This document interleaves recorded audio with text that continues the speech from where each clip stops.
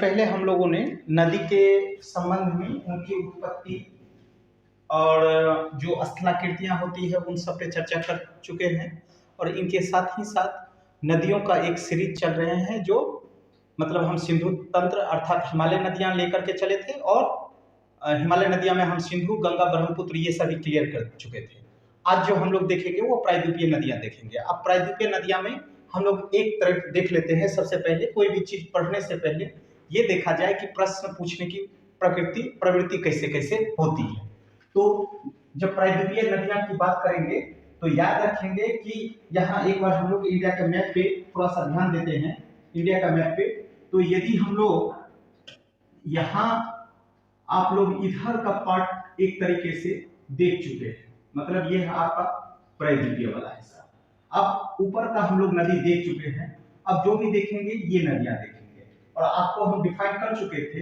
यदि हम लोग हिमालय नदियां बोलेंगे तो ऐसी नदियां होगी जो सदा नीरा होगी, जो क्या होगी, सदा नीरा होगी। तो वही प्रायद्वीपीय नदियां जो होगी ये सदा नीरा नहीं होती है। यहाँ जब वर्षा होती है तो इस नदी में आपको ज्यादा पानी देखने को मिलता है, वैसे कम होती है। कुछ कुछ नदियां तो ऐसी होती है जब वर्षा नहीं होती है तो ये नदियां सूख भी जाती है। तो प्रायद्वीपीय नदियां मतलब आज हम लोग का चर्चा का विषय यही रहेगा, प्रायद्वीपीय नदियां। तो मेरे ख्याल से प्रायद्वीपीय नदियां आप ये समझ चुके हैं कि आज जो हम लोग देखेंगे स्पेशलाइज मतलब इस पोर्शन वाले के भाग के निचले हिस्से में हम लोग देखेंगे। प्रायद्वीपीय नदियां को हम लोग दो हिस्सों में बांट करके पढ़ेंगे, और बांट करके पढ़ेंगे कि एक स्वतंत्र रूप से एक आपको जाएगा अरब सागर में, किधर जाएगा, अरब सागर में। तो वही दूसरी तरफ जो नदियां होगी ये आपका क्या हो गया, अरब सागर हो गया, अरबियन सी। तो वही ये वाला कौन सा पार्ट हो गया, बंगाल की खाड़ी। तो दूसरा हो गया आपको बंगाल की खाड़ी में गिरने वाली नदियां, बंगाल की खाड़ी में गिरने वाली नदियां। तो या तो आपसे प्रश्न पूछ देगा कि बंगाल की खाड़ी में, अरब सागर में कौन कौन सी नदी गिरती है और बंगाल की खाड़ी में कौन कौन सी नदी गिरती है। तो इस तरीके से प्रायद्वीपीय नदियों के बारे में समझ लीजिएगा कि ये ऐसी नदियां हैं जहां वर्ष भर पानी जो है वो आपको इस लेवल में मिलेगा कि मतलब एक काम चले, ठीक है ना। इसमें सदा नीरा मतलब वर्ष भर पानी रहने की संभावना कम दिखती है, होती है, लेकिन जैसा हिमालय नदियां में है वैसा नहीं है। तो अब आप लोगों ने देख लिया कि प्रायद्वीपीय नदियां में हम लोग क्या देखेंगे, एक अरब सागर में गिरने वाली नदियां और दूसरी बंगाल की खाड़ी में गिरने वाली नदियां। या इसको हम लोग बोलेंगे, यदि अरब सागर को बोलेंगे तो इसको बोलेंगे हम लोग पश्चिमी तट की नदियां। तो वही बंगाल की खाड़ी को बोलेंगे हम लोग पूर्व तट की नदियां, पूर्व तट की नदियां। तो मेरे ख्याल से ये क्लियर हो गया। अब यहाँ आप लोग फिर ध्यान रखेंगे कि प्रश्न कैसे कैसे प्रश्न पूछेगा। तो नंबर 1 नदी का उद्गम आपको देखना है, उद्गम देखना है। दूसरा सवाल जो आपको प्रश्न पूछेगा, ये प्रश्न पूछेगा कि ये नदी किस राज्य से मतलब यदि आपको प्राकृतिक सीमा बनाती है राज्य के साथ तो वो भी पूछेगा, शहर तो पूछेगा ही पूछेगा। ये तीसरा कुछ खास बात है, कुछ खास बातें हैं नदियों के विषय में तो वो आपसे पूछेगा। और वही जो लास्ट चौथा लेवल होता है वो नदियों का क्रम पूछता है। वो चौथा क्या क्रम पूछता है, नदियों का क्रम। तो इधर हम लोग नदी को देखते हैं तो सबसे पहले आपको कौन सा नदी है, तो भद्रा, ठीक है। पहले हम लोग या तो इस नदी को आप लोग को उत्तर से दक्षिण या दक्षिण से उत्तर, और इस तरीके का प्रश्न सिर्फ और सिर्फ यूपीएससी बना सकता है। मतलब ये नदियां आपको दे देगा और नदी का जो है उत्तर से दक्षिण आपको क्रम बोलेगा। तो ये आप लोग क्या करेंगे कि आराम से कोई भी चीज पढ़ने से पहले आप इस तरीके का नजरिया बनाएंगे प्रायद्वीपीय नदियां में। तो प्रायद्वीपीय नदियां में अब हम लोग चर्चा करते हैं पहले कौन सी, अरब सागर में गिरने वाली नदियां। तो अरब सागर की नदियों को हम लोग देखते हैं और उस नदी को हम लोग पहले बारीकी से एक बार हम लोग यहाँ रिकॉल कर लेते हैं। भद्रा, सतरंजी, साबरमती, माहे, नर्मदा, तापी, मांडवी, ज्वारी, कालंगी, शरावती, कोन्नामी, पेरियार और पंबा। ये सभी ऐसी नदियां हैं जो आपको कहाँ गिरेगा, तो अरब सागर में। तो सबसे पहले तो दिमाग में सेट हो गया कि ये सभी नदियां हैं जो कहाँ गिरेगी, तो अरब सागर में। तो इस अरब सागर में अभी हम लोग चर्चा करेंगे। अरब सागर में एक इस तरीके से हम लोग बेसिकली मैप बनाएंगे, ऊपर का हिस्सा नहीं बनाएंगे, ठीक है। ये आपका प्रायद्वीपीय नदियां हो गया। तो प्रायद्वीपीय नदियां में इधर वाला पार्ट में कौन सा नदी गिरेगा, तो मतलब जितना भी होगा इधर आपको अरब सागर आपको दिखाई दे दिया, ठीक है। इस अरब सागर में गिरने वाली नदियां, तो अभी हम लोग क्रमबद्ध देखते चलते हैं। सबसे पहले कौन सा नदी है, तो याद रखेंगे भद्रा, सतरंजी और साबरमती। भद्रा, सतरंजी और साबरमती, यहां लिखते हैं हम लोग भद्रा, ठीक है।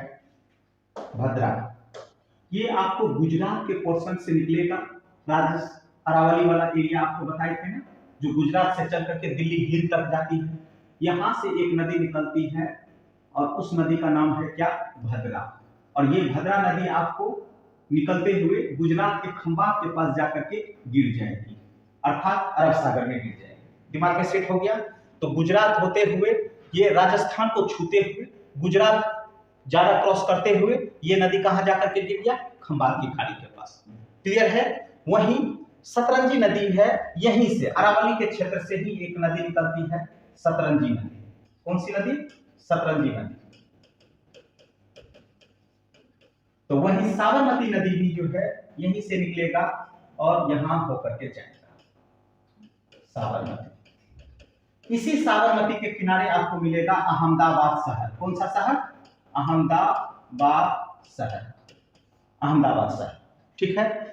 लेकिन यहां याद रखिएगा ये तीनों नदियां जो है आपको एक तरीके से कहीं ना कहीं नदी की तीसरी अवस्था, याद कीजिए इसको हम लोग बोलते हैं आंतरिक अपवाह तंत्र की नदियां। क्या बोलते हैं, आंतरिक अपवाह तंत्र की नदियां। मतलब इनका ओरिजिन तो आपको दिखाई देता है कि ये अरावली के क्षेत्र से निकलती है, लेकिन बीच में ये नदियां विलुप्त हो जाती है और सीधे खंबात की खाड़ी में जाकर के गिरती है। इसलिए इन तीनों नदियों को हम लोग क्या बोलते हैं, आंतरिक अपवाह तंत्र की नदियां। दिमाग में सेट हो गया। भद्रा, सतरंजी और साबरमती, यह तीनों अरावली के क्षेत्र से नदी निकलती है और यह तीनों नदी आपको कहां, खंबात की खाड़ी के पास जाकर के गिरती है। और यह तीनों नदियां जो है, और एक नदी आएगी, माहे नदी भी आएगी, ये इन सभी नदियों को हम लोग क्या बोलते हैं, आंतरिक अपवाह तंत्र की नदियां। अब आते हैं माहे नदी। माहे नदी के बारे में देखिएगा, यहां मध्य प्रदेश में आप जाइएगा, मध्य प्रदेश में, तो यहां बिंद का क्षेत्र है, बिंद का क्षेत्र है। मध्य प्रदेश में जाएंगे तो बिंद का पास जाइएगा तो आपको मेहर झील मिलेगा। कौन सा झील, मेहर झील। और मेहर झील से एक नदी निकलेगी, उस नदी का नाम होगा माहे नदी। आप ऐसे चलेंगे और ये भी खंबात की खाड़ी के पास जाकर के क्या होता है, गिर जाता है। कौन सी नदी, कौन सी नदी, माहे नदी। इस नदी की खास बात याद रखेंगे, ये वाला पोर्शन से ऐसे निकलेगा, इस तरीके से चला जाएगा।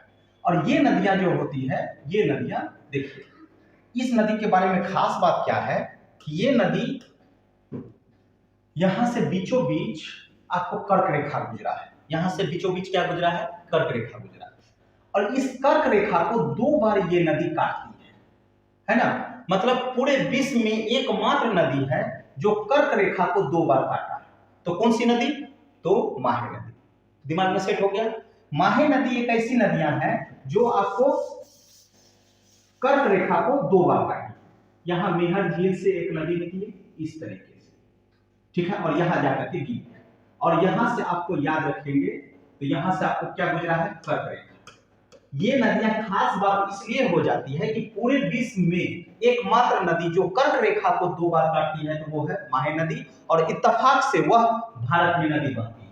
वहीं विषुवत रेखा को 2 बार काटने वाली नदियां, तो जब अफ्रीका कंटिनेंट में जाएंगे, अफ्रीका में, तो अफ्रीका में विषुवत रेखा को 2 बार काटती है तो कौन सी नदी, तो जायरे नदी। वहीं पूरे विश्व में मकर रेखा को 2 बार नदी काटती है, कौन सी नदी, तो लिम्पोपो नदी। कौन सी नदी, लिम्पोपो नदी। ये कहां है, अफ्रीका में, साउथ अफ्रीका में लिम्पोपो नदी पढ़ेंगे। मतलब ये दोनों अफ्रीकन कंट्री नदियां हो गई। तो विश्व में यदि आपको पूछेगा कि कर्क रेखा को 2 बार कौन सी नदी काटती है, तो माहे। तो वहीं विषुवत रेखा को कौन सी काटती है, तो जायरे। तो वहीं मकर रेखा को कौन सी काटती है, तो लिम्पोपो नदी। क्लियर है। और इत्तेफाक से यही माहे नदी जो है आपको कहाँ, मेहर झील से निकलती है। मेहर कहाँ, मध्य प्रदेश का इलाका हुआ, और यहां से ये नदी निकलते हुए जाकर के यहाँ गिर जाती है। ठीक है, कोई दिक्कत, दिमाग में सेट हो गया। अब आते हैं नर्मदा। अब आते हैं नर्मदा नदी। ये देखिए, ये वाला पोर्शन में हम लोग चलते हैं। यहां देखिए, यहां रायपुर का पठार हो गया, और यहां से आपको यहीं पे है अमरकंटक का पठार। कौन सा पठार, अमरकंटक का पठार, अमरकंटक का पठार। ये मध्य प्रदेश और छत्तीसगढ़ दोनों के बॉर्डर पे, मतलब ये बात यहां। और अमरकंटक का पठार से 3 नदियां निकलती है। एक इधर जाएगी गुजरात होते हुए, मतलब कौन सी नदी, नर्मदा। तो वहीं एक किधर गिरेगी, बंगाल की खाड़ी में, उस नदी का होगा नाम महानदी। तो वहीं तीसरी नदी थी जो किसकी सहायक, आपको पहले बताए थे, ये कौन सी, सोन नदी। ठीक है ना। ये अमरकंटक के पठार से नदियां निकलती है। तो अमरकंटक के पठार से एक नदी निकलेगा, और उस नदी का नाम होगा नर्मदा नदी। तो जो मध्य प्रदेश होते हुए, महाराष्ट्र होते हुए गुजरात में जाकर के गिरती है। कहाँ गिरती है, गुजरात में। तो ये कौन कौन सा राज्य हो गया, मध्य प्रदेश, महाराष्ट्र और गुजरात में जाकर के ये नदी गिर जाएगा। यही तो नर्मदा नदी के किनारे स्टैच्यू ऑफ यूनिटी बनाया गया है। ठीक है ना, स्टैच्यू ऑफ यूनिटी। और वो किनकी है, सरदार वल्लभ भाई पटेल की। तो नर्मदा नदी के किनारे ही बनाया गया है। क्लियर है। और नर्मदा बचाओ आंदोलन भी चला था, जो मेघा पाटेकर द्वारा चलाया गया था, बहुत चर्चित था। तो नर्मदा के बारे में तो क्लियर हो गया। तो नर्मदा कहां से निकली, तो अमरकंटक के पठार से नदी निकली, और ये नदी कहां जाकर के गिरी, महाराष्ट्र होते हुए, गुजरात होते हुए अरब सागर में जाकर के गिरी। कोई दिक्कत है नहीं ना। चलिए, मध्य प्रदेश में ही यहाँ नीचे आएंगे, मध्य प्रदेश में ही यहाँ आएंगे नीचे, तो बैतूल का क्षेत्र मिलेगा। बैतूल के क्षेत्र से, है ना, छत्तीसगढ़ का इलाका हो गया। यहां से एक नदी निकलती है, और उस नदी का नाम है तापी नदी। क्या नदी है, कौन सी नदी, तो तापी नदी। मध्य प्रदेश के बैतूल क्षेत्र से, बैतूल क्षेत्र से ये नदी निकलेगा, और उस नदी का नाम होगा तापी नदी, जो महाराष्ट्र होते हुए ये भी गुजरात में जाकर के, गुजरात और महाराष्ट्र के बॉर्डर पे जाकर के मिलती है। ठीक है ना। यहाँ पे आपको गिरा तापी नदी। कोई दिक्कत है नहीं ना। तो नर्मदा के बाद कौन सी नदी हो गई, तापी नदी। ठीक है। तो तापी के बारे में भी आप लोग ध्यान से दिमाग में सीट रखेंगे। तो तापी हो गया। मांडवी और ज्वारी नदी जो है, ये महाराष्ट्र में बहने वाली नदियां हैं, जो अजंता गुफा, ये सब नाम सुने हैं ना। ठीक है। मांडवी महाराष्ट्र से निकलती है और गोवा में जाकर के गिरती है। इस तरीके का 2 नदी होगा। ऊपर वाली नदियां हो गई मांडवी, मांडवी, तो वहीं नीचे वाली नदी हो गई ज्वारी। और ये दोनों नदियां जो है इस तरीके से मतलब गोवा में जाकर के गिरती है ना। कहां गिरती है, गोवा में। तो मांडवी और ज्वारी कहां से निकलेगा, महाराष्ट्र के क्षेत्र से निकलेगा, जो कहां गिरेगा, गोवा में जाकर के गिरेगा। और यही गोवा के पास ही बनाया गया है एक बंदरगाह, है ना, जिसे हम लोग बोलते हैं नदीय बंदरगाह। क्या बोलते हैं, नदीय बंदरगाह। और नदीय बंदरगाह कौन सा बंदरगाह है, तो मरमागांव बंदरगाह। कौन सा, मरमागांव बंदरगाह। ठीक है। तो ये नदीय बंदरगाह है। जब हम लोग बंदरगाह के बारे में बताएंगे आपको डिटेल में, तब वहां हम आपको लोकेट करेंगे। मांडवी और ज्वारी हो गया, क्लियर है। यहां मांडवी और ज्वारी हो गया। कालंगी, कालंगी नदी जो है ये कर्नाटक के क्षेत्र से नदी निकलेगा। ठीक है ना। यहाँ ये वाला पोर्शन, ठीक है ना, ये कालंगी और शरावती, कालंगी और शरावती, ये ठीक है। शरावती नदी पर ही भारत की सबसे ऊंची जलप्रपात, जो गोरसप्पा या महात्मा गांधी जलप्रपात है। किस नदी पे, शरावती नदी पर। भारत के सबसे ऊंचाई पर स्थित जलप्रपात कौन सी है, जलप्रपात जोग बोलिए, गोरसप्पा बोलिए या महात्मा गांधी जलप्रपात बोलिए, यह एक ही नाम है, तीन नाम नहीं है। और यह जलप्रपात जो है किस नदी पे है? तो शरावती नदी पे है। कहां से निकलती है?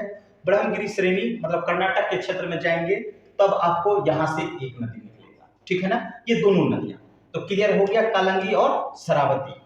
चलिए वहीं नीचे चलिएगा तो भरत कुआं है यहाँ पे मतलब कर्नाटक और केरल के तट पे भरत कुआं। कौन सा? भरत कुआं।